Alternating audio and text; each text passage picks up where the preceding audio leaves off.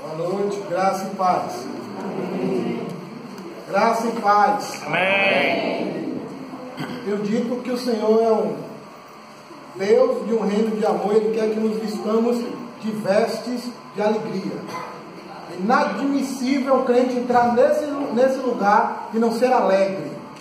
Temos que ser alegres por tudo que o Senhor tem feito por nós. Vamos abrir Tiago, capítulo 1. Vamos ler a palavra, expressar nossa gratidão ao Senhor, porque Ele nos salvou, porque Ele é o nosso Deus, porque Ele tem cuidado de nós. Vamos com toda a reverência e piedade ouvir sua palavra. Tiago, capítulo 1.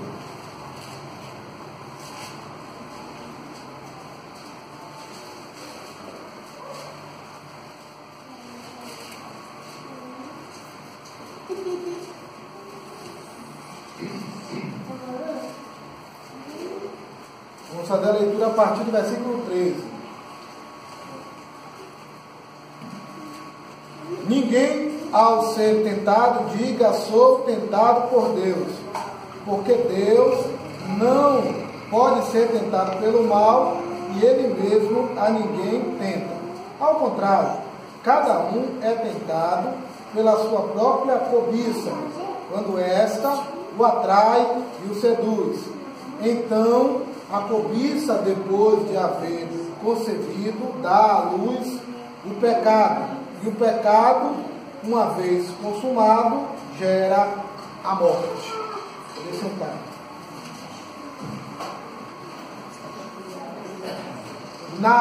No estudo passado, nós tratamos da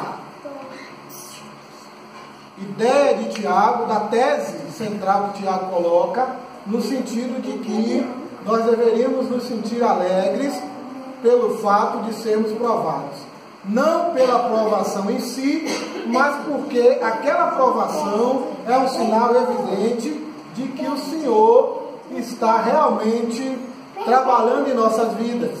A alegria não é alegria porque se está passando pelas provações, mas a alegria porque o Senhor, através dela, à medida em que, de modo paciente, nós a suportamos, o Senhor, então, a partir dessa atitude, Ele vai efetivamente nos transformando.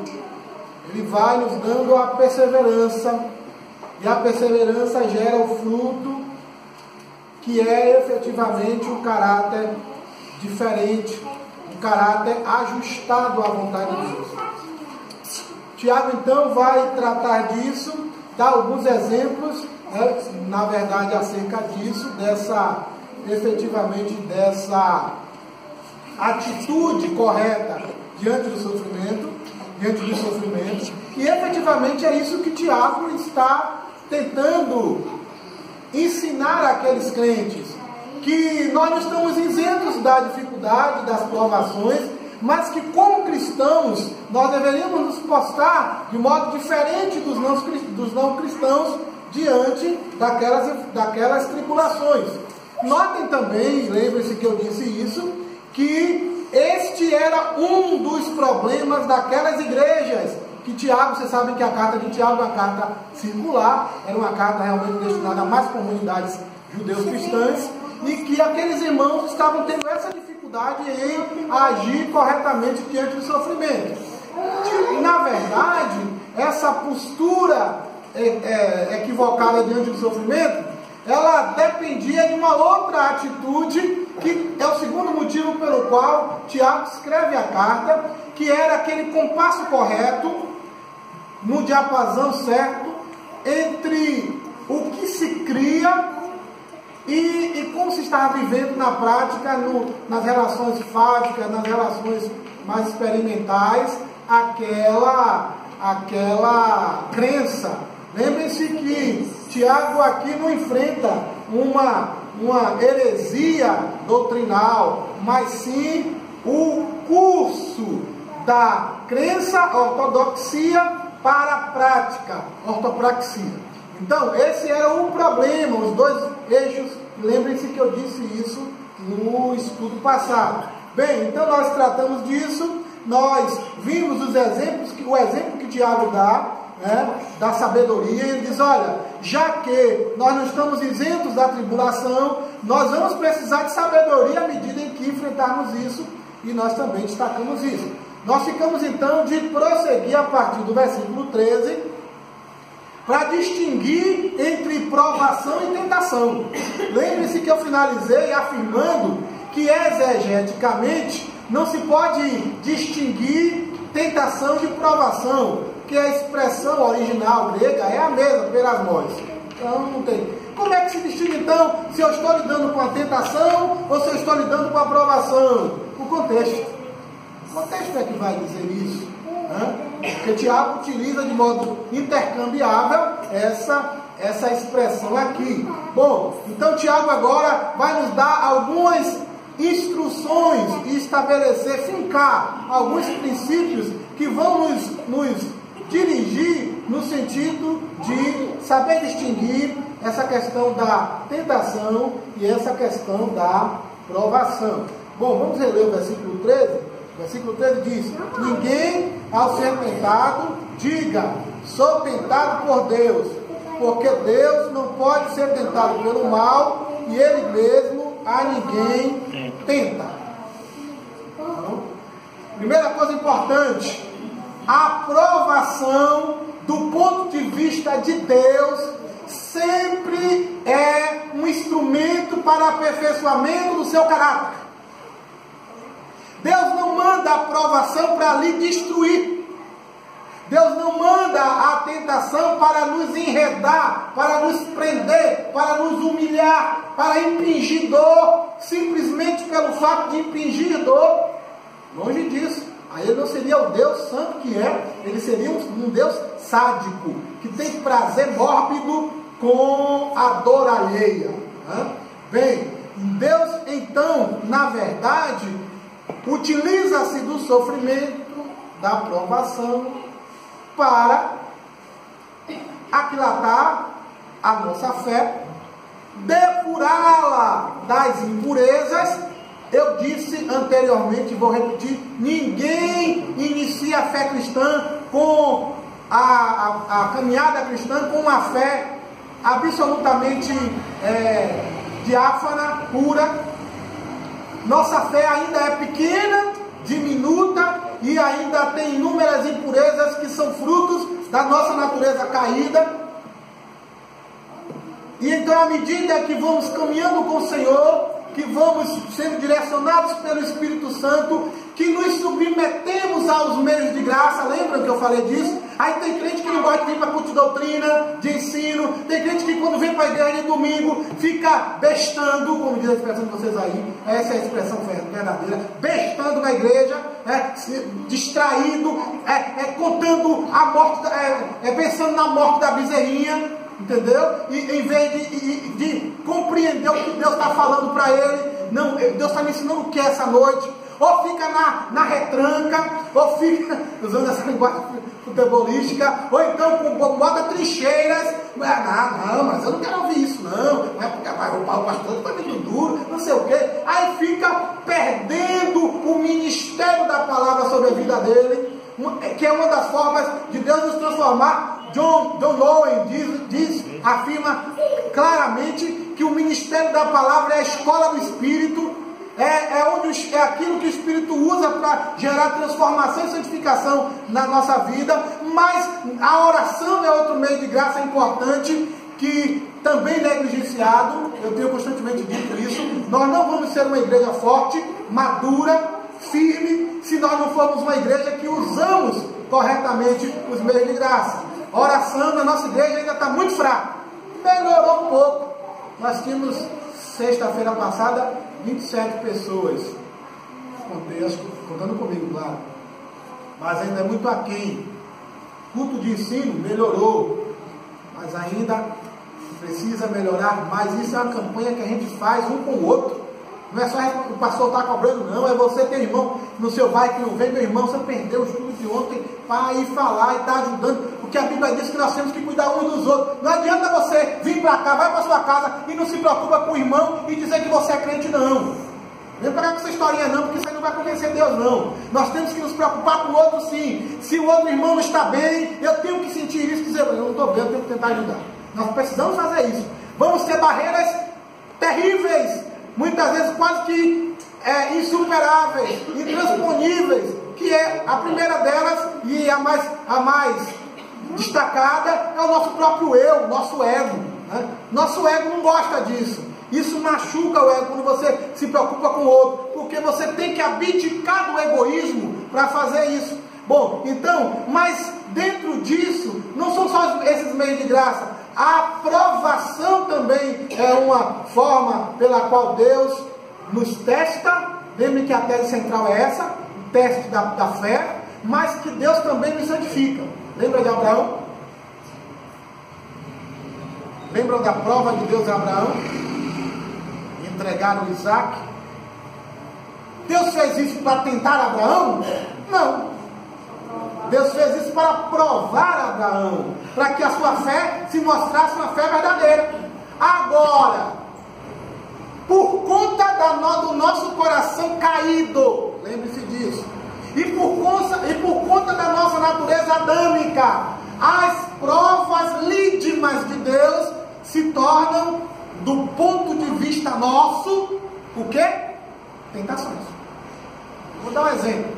Imagine então que Deus permite que um colega de trabalho extremamente difícil, borderline, bipolar, fique perto de você. Você orou pedindo ao Senhor que lhe desse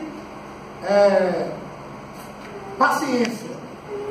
E aí esse colega é promovido e fica então na sua classe. Ele começa a tirar sua parte de um nível tão grande que você começa a dizer, Senhor, não me tente, eu estou no meu limite. Aí você tem que entender o seguinte: se você perde a paciência e dá-lhe um soco no seu colega, não foi Deus que fez isso. Deus colocou aquele indivíduo lá para que você desenvolvesse a paciência, porque ninguém desenvolve paciência em abstrato. A paciência é sempre paciência para com alguém. Amor, não tem amor em abstrato, é sempre amor, é sempre amor para com alguém. Sempre amor para com alguém. Então, aquele indivíduo está ali do ponto de vista de Deus para que você produza sabedoria, paciência. Porém, por conta do seu coração caído, do seu descontrole, da falta de desenvolver o fruto do Espírito, porque um dos frutos do Espírito é o domínio próprio, ou o controle do ego, governo do ego, literalmente. Então, por conta de não exercitar isso, você perde ou você acaba agredindo o outro. Então, do ponto de vista para você, foi a tentação que você caiu. Então, Tiago vai dizer, a tentação, do ponto de vista de Deus, vai ser sempre provação. Do seu ponto de vista, pode ser sim algo pecaminoso. Como é que Tiago diz isso? Ele diz isso quando ele diz assim, Deus não pode ser tentado. Então não tenta ninguém. Na Idade Média, os teólogos, acho que sem ter o que fazer, os teólogos medievais começaram a discutir essas questões relacionadas aos atributos de Deus e seus limites, particularmente o poder de Deus. E o que Deus pode fazer, o que Deus não pode fazer, e ficava aquela discussão muitas vezes áridas e sem muita pragmaticidade, sem muita aplicabilidade. E, bom, Tiago aqui vai colocar uma limitação ontológica em Deus. Tem algo que Deus não pode fazer, não porque Ele não possa, mas porque os atributos de Deus, eles são harmônicos. Eles são uma realidade que dialogam perfeitamente. Porque o Deus que é justo é um Deus também que ama. Um Deus que é paciente é também um Deus santo. Então esses atributos de Deus, eles dialogam e tem um diálogo muito coerente, muito sensato. Então, evidentemente que o Deus que é todo poderoso é também um Deus que é santo, um Deus que é moralmente impecável. Então, evidentemente que Deus não vai fazer aquilo que vai de encontro à sua santidade e à sua moralidade. E então, Deus não vai, porque não pode ser tentado. É uma limitação ontológica, por causa do ser dele. Ele também não vai tentar. Então, a aprovação é uma aprovação para lhe aperfeiçoar. Então, o que acontece? Por que então, tantas vezes que Deus nos prova, nós então caímos? Por que então? Aí Tiago vai dizer que isso acontece por causa de você. Não é culpa de Deus, não. É sua culpa. Olha para aqui, o versículo 14. Ao contrário, aqui é adversativo, né? Ou seja, já que Deus não pode ser tentado pelo mal e aí ninguém tenta, então o que acontece? É o que está latente, a pergunta latente é essa. Crisóstomo dizia assim: se você não pergunta o texto, ele fica calado. Então qual é a pergunta de Tiago que subjaz aqui latente? Então por que é fato que os crentes caem tanto nas provações? Aí ele vai responder aqui agora. Ao contrário, cada um é tentado pela sua própria cobiça. Quando esta o atrai e seduz, então a cobiça, depois de haver concebido, dá à luz o pecado. E o pecado, uma vez consumado, gera a morte. Então, a tentação se dá por causa de você. Aí se conta uma história no Recife, que uma das igrejas de lá, eu não sei também se é verdade, se conta lá como verdade. Uma igreja no carnaval disse assim: não, nós hoje não vamos comemorar o carnaval, vamos sair de retiro não. Nós vamos ficar aqui, o culto vai acontecer, nós vamos evangelizar e dar oportunidade para as pessoas, se quiserem, serem convertidas, o Espírito Santo trazer. E foi isso que eles fizeram. Continuaram e tal. Bem, chegou um momento que deu alguma confusão lá e o pessoal invadiu a igreja correndo, assustados e tal. E correndo aquela correria, e um indivíduo que estava vestido de diabo, todo mesmo trajado de diabo, com o chifre, o tridente, aqueles olhos tipo de fogo e tudo, ele acabou entrando na igreja. E o culto está acontecendo, e o pastor então, quando olha, vê o indivíduo, o diabo entrando. Então o que ele faz? Ele pega para quem te quero. E aí a igreja também pega para quem te quero. E aí a velhinha não conseguiu, coitada, ela estava lá e ficou. Então o cara vai chegando, ela está ali orando, e o diabo está chegando, e o cara ia pedir para ela, acho que alguma coisa para enxugar o rosto, para limpar o rosto e tal. E ela disse assim, quando ele ia pedir, ele falava assim: olha, seu diabo, eu estou aqui há 32 anos, mas não tenho nada com o senhor. Eu estou aqui há 32 anos, mas não tenho nada com o senhor.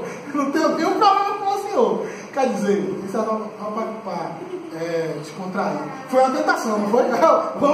Vamos evangelizar no carnaval, mas acabou se tornando uma tentação. Então, às vezes, ele também se coloca nessas situações vexatórias, e porque não, às vezes também não avaliamos bem o nosso limite, né? Até onde está nosso nível de intimidade com o Senhor. Tiago vai dizer claramente que Deus me prova para que eu seja aprovado. A expressão grega aí é dokimos, que tem a ideia de algo que saiu, que foi escoimado e que está ali a essência no seu valor máximo. Agora vejam bem, no nosso ponto de vista, essa aprovação acaba se tornando uma tentação. E por que isso acontece? Tiago vai nos explicar. Primeiro, por causa das paixões, por causa da cobiça. O meu Novo Testamento grego aqui vai usar a expressão eptumias. Eptumias são as paixões. A psicologia vai chamar isso de pulsões. Freud designa que um dos maiores problemas que temos é aquela relação com o nosso id, com aquele patrimônio, aquelas paixões, tudo aquilo irracional que nós temos dentro de nós, e que esse trânsito se dá pelo tribe, pelas expulsões. Então, nós temos dificuldades essenciais com isso. E aí, por conta da nossa cobiça, então não tem nada a ver com Deus, nem com a palavra dele, nem mesmo com a aprovação em si, mas é com você e com a forma como você lida com isso por causa das suas paixões. É interessante que Tiago não usa apenas a expressão paixão, mas ele usa a expressão idias. Idias quer dizer própria. Você entendeu isso? Você tem paixões próprias. E não é sem motivo. Isso não é estranho e nem é algo do outro mundo, porque nós somos singulares mesmo. Nós somos diferentes. É por isso que o que é tentação para mim, não seja para você. O que é tentação para você, não seja para o seu irmão.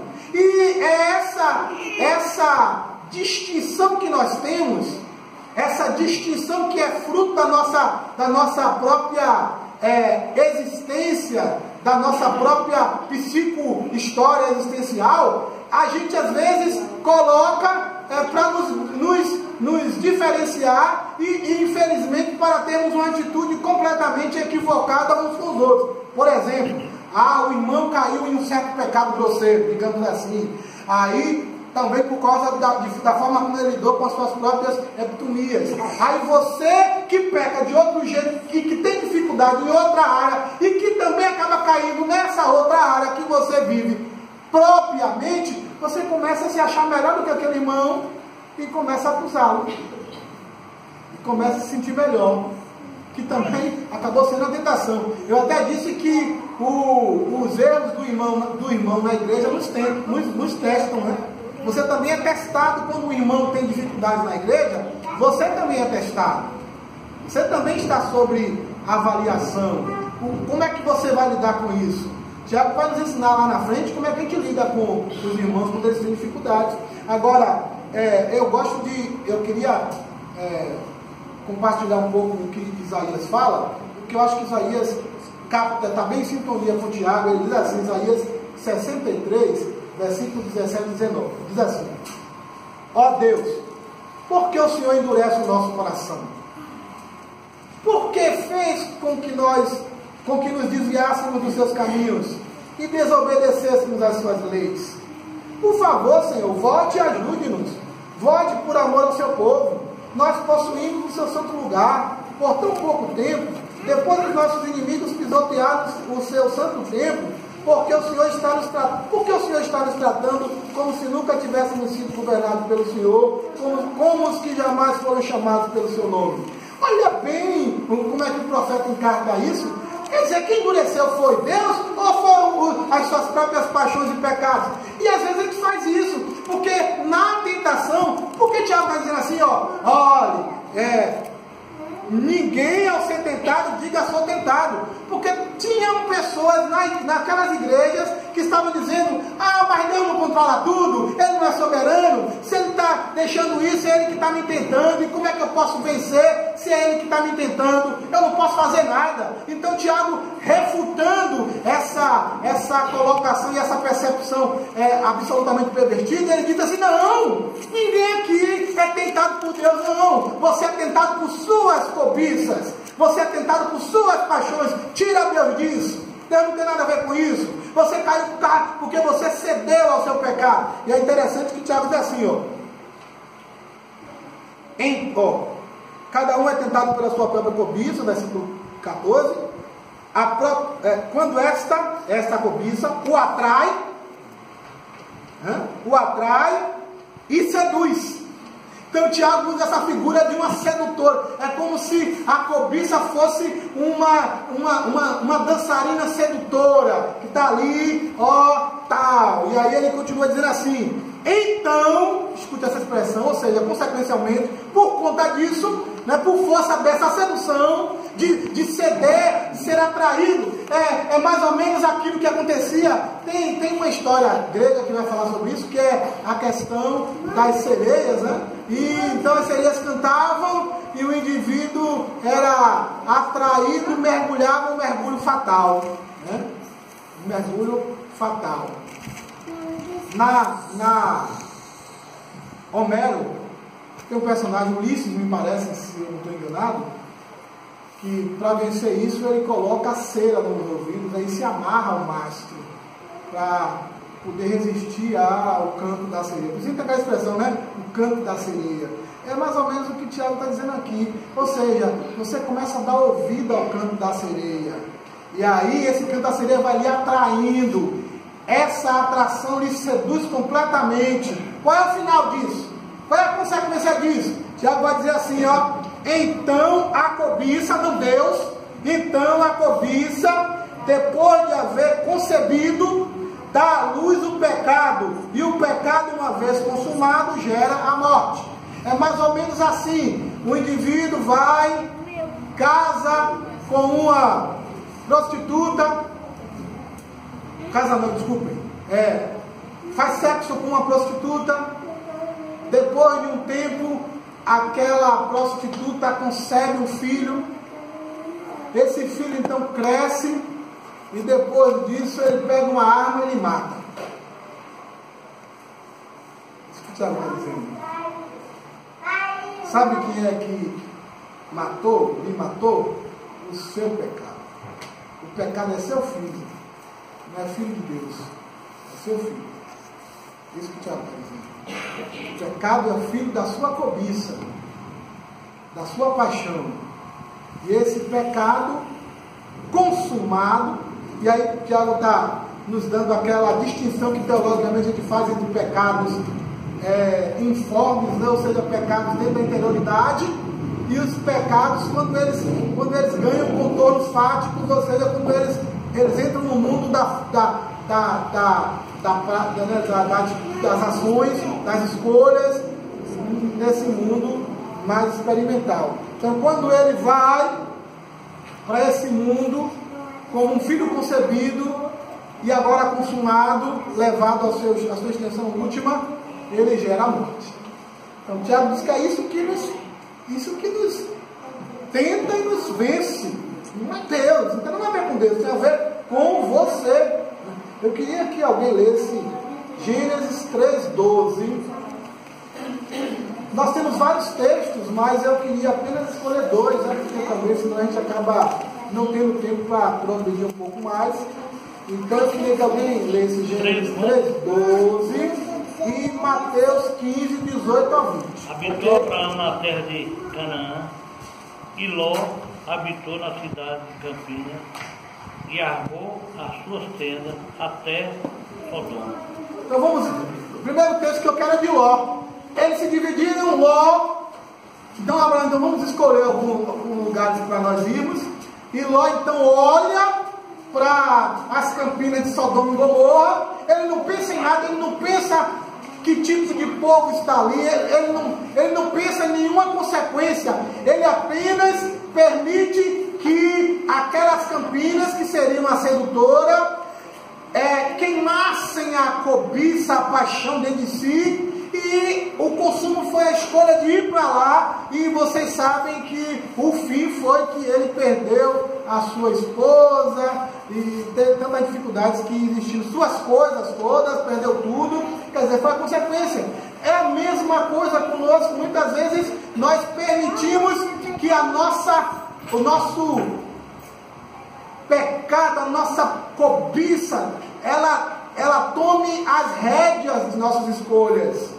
Nós permitimos que elas configurem o nosso caminho, a nossa caminhada. E o fim disso são as perdas, são as tragédias, são as dificuldades. A gente vai concebendo o pecado e esquecemos que o pecado não fica 9 meses. Bem menos. Tem pecado que fica até mais. Mas que um dia vai haver o parto. Um dia o Vitor Hugo já está querendo sair. 9 meses, chega, então não tem jeito. Uma criança não fica na barriga ad tempora, né? Não fica o tempo todo na barriga. Um dia a mãe vai ter que enfrentar o parto. Mesmo que ela tenha muito medo, não tem jeito. Não adianta ficar, mas eu estou com medo. Isso aí é um pensamento irracional, porque você vai ter que enfrentar isso, vai ter que ir, e essa criança vai ter que sair. Então pense assim, ó, o pecado é uma criança que você concebe no casamento com as paixões, a epitomia, e que ele vai ter uma gestação talvez até curta, e que ele vai sair, vai haver o parto. É esse parto que vai arrebentar com você. Isso que o Tiago está nos advertindo. E nessa questão, nós não podemos colocar dedo nisso. Não podemos dizer, Deus, por que o Senhor colocou aquele empregado lá para me tentar? Eu dei um soco nele, saí do trabalho por justa causa, eu estou agora desempregado. Aí Deus, se pudesse, diria para você assim, mas eu coloquei aquele seu colega lá para você ter paciência e para você mostrar para ele o que é a vida cristã, não foi para você dar um soco nele. É assim que Deus faz. Deus me prova para você crescer, não é para você fazer a coisa errada. Você faz porque você está deixando as epitomias, as paixões falarem mais alto que você, ganharem e dominarem a sua vida, e é isso que arrebenta. Mateus 15, 18 a 20, Jesus vai claramente dizer isso, e notem que o que Jesus diz deixa claro que Tiago não está inventando nada, não está trazendo nada de novo. Tenha cuidado com esse novo que as pessoas vão trazendo, novas revelações, novas não sei o que. A Bíblia não nos orienta a buscar novas revelações, ela nos orienta a viver essas revelações que Deus nos deu como escritura, né? E aplicá-las em nossas vidas e compartilhá-las na vida das pessoas. É isso que o Senhor nos chama, é isso aí que ele faz. Então Tiago não inventou, Jesus já diz isso antes. Mateus